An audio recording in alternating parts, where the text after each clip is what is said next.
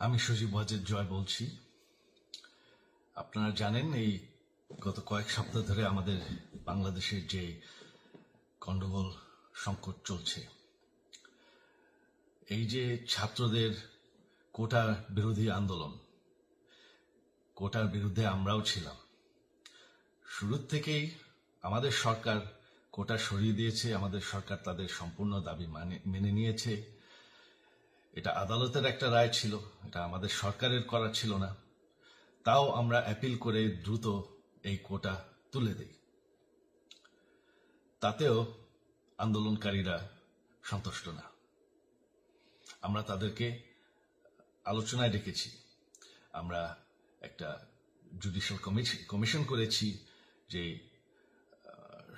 সংঘর্ষে যে হত্যাকাণ্ড হয়েছে সেটার বিচারের জন্য। অনেক পুলিশ অফিসার যারা অতিরিক্ত ফোর্স ইউজ করেছে তাদেরকে আমরা সাসপেন্ড করেছি। তাতেও এই আন্দোলনকারীরা সন্তুষ্ট নয়। আমরা যতই ছাড় দেন, প্রধানমন্ত্রী নিজেই তাদেরকে ডেকেছেন যে আসেন আমরা আলোচনায় বসি, তাতেও তারা সন্তুষ্ট না।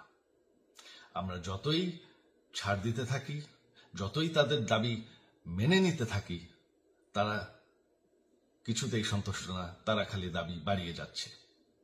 এখন দাবি হচ্ছে যে সরকারের পতন। তবে সরকারের পতন হওয়ার পর কি হবে, কি হবে এটা কেউ ভেবেছে? আমরা বাংলাদেশে গণতন্ত্র রক্ষা করে রাখতে চাই। সরকার পতন করে নতুন সরকার আসার সাংবিধানিক অনুযায়ী শুধুমাত্র একটি উপায় আছে, সেটা হচ্ছে নির্বাচন। আমাদের সুপ্রিম কোর্ট রায় দিয়েছে যে কোনো অনির্বাচিত সরকার 1 মিনিটের জন্য ক্ষমতা নিতে পারবে না।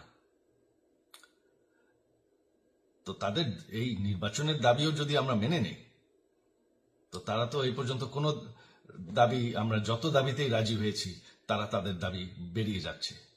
তার মানে কি, আমরা যদি এখন এই নির্বাচন সরকার পতনের দাবিও মেনে নেই, তারা তখন দাবি করবে যে না, এই সরকারের আন্ডারে এই নির্বাচন আমরা মানব না। তখন কি হবে এটা কেউ ভেবেছে? জানি আমাদের সেই সুশীল সমাজ আবার আলোচনা করছে সেই তত্ত্বাবধায়ক সরকারের অভিজ্ঞতা তো আমাদের আছে। আপনারা ভুলে গেছেন সেই তত্ত্বাবধায়ক সরকারকে নষ্ট করে দেওয়া হয়েছিল বিএনপির আমলে ইলেকশন রিগ করার জন্য। তারপর যখন আরেক তত্ত্বাবধায়ক সরকার আসলো, দেশের কি অবস্থা হয়েছিল। শেষমেশ সব থেকে বড় কথা যে আমাদের সংবিধানে স্পষ্ট বলা আছে এবং আমাদের সুপ্রিম কোর্ট রায় দিয়েছে যে অনির্বাচিত সরকার 1 মিনিটের জন্য দেশের ক্ষমতায় থাকতে পারবে না।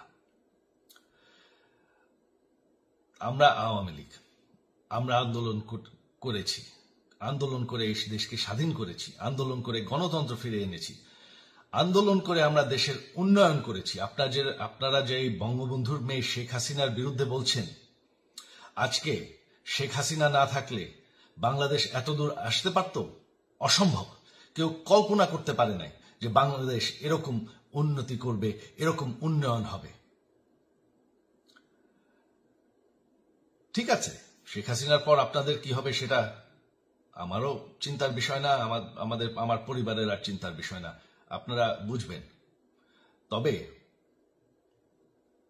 এইভাবে সংঘর্ষ করে, হত্যাকাণ্ড করে ক্ষমতা দখল করা যাবে না। এটা আর আন্দোলন না।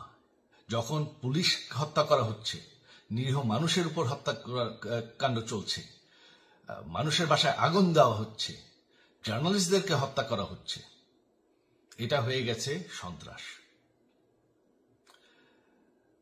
আর সন্ত্রাস মোকাবেলা শুধুমাত্র একটি ভাবে করা যায়। আমার অনুরোধ, আমাদের ল এনফোর্সমেন্ট, আমরা অনেক ধৈর্য ধরেছি, তবে এখন আর এটা সহ্য করা যাবে না।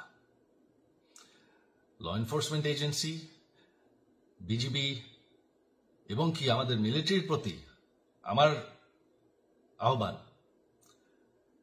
যে আপনাদের দায়িত্ব হচ্ছে আমাদের দেশের মানুষকে নিরাপদ রাখা।